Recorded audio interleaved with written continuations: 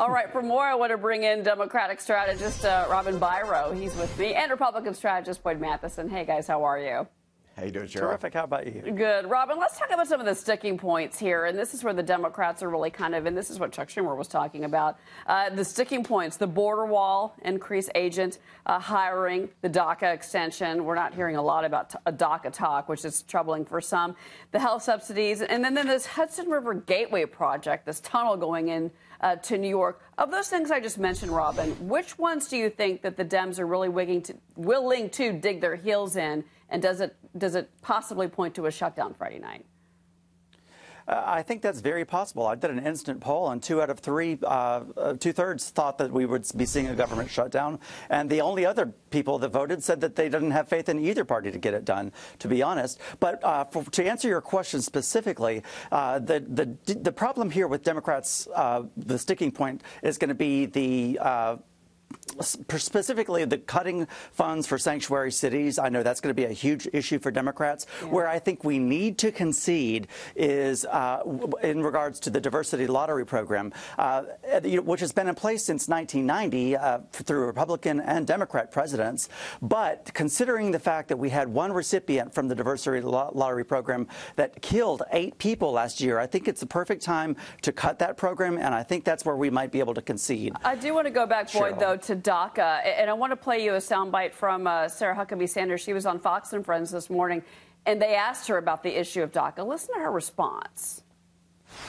The deal that was offered earlier this week included a 3-year extension for DACA in exchange for the border wall and border security funding, the full amount that he's asking for to do that.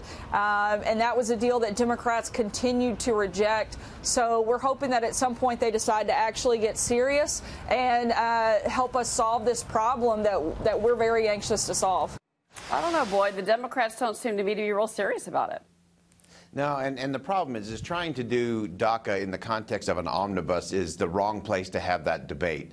I think we do need to have that debate. We do need to talk through what do we need to do to fund the security on the border, what do we need to do for these young kids who are here, who need some certainty in terms of direction. And this is just indicative, Cheryl, you said it at the top of this segment. Here we are again doing the same thing. And we keep saying that it's part of conflict in Washington, and it's not. It's collusion. The American people have got to be so tired of this that we need to start calling our representatives and saying, look, we can't keep doing this same thing. We have a fake fight. We have a false choice. We'll have this big drama on Friday. Both political parties will raise a lot of money. They'll run the political campaigns off it, and we'll be back here again. There's regular order is the answer to this thing. Well, I'll tell you what, Robin, I'll tell you what's coming up, 7.5 months to the midterms. And I was looking at this poll. You mentioned your own poll. I want to show you this one that came from CBS. Are you satisfied with what the GOP in Congress have GOP members, Robin? Look at this.